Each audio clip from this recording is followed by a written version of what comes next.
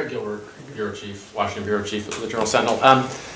Some people who, like yourself, were critics of President Bush in terms of his use of executive power in the context of the war on terrorism have been disappointed by President Obama and have felt that as president that he's also overreached, whether it's in drones or use of executive power in the context of the war on terrorism. Do you share any of those criticisms or concerns? How do you grade President Obama in terms of his use of executive powers and his view of the office in that regard?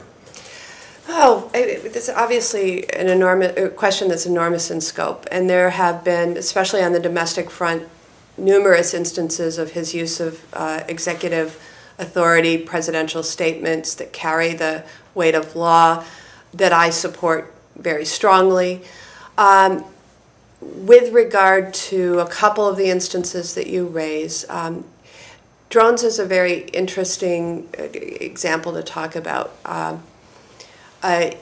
In many ways, new technologies that we have very little guidance on in terms of international scrutiny and statements, or even internal review within our Defense Department, our executive branch, or the Congress of the United States.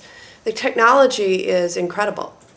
Whether using unmanned drones for surveillance, or certainly as they've been used to deliver weapons, I support the development of the technology, but I do think we need to probably engage the entire Congress, but certainly the administration in recognizing that new rules need to be set up, or at least discussed and contemplated.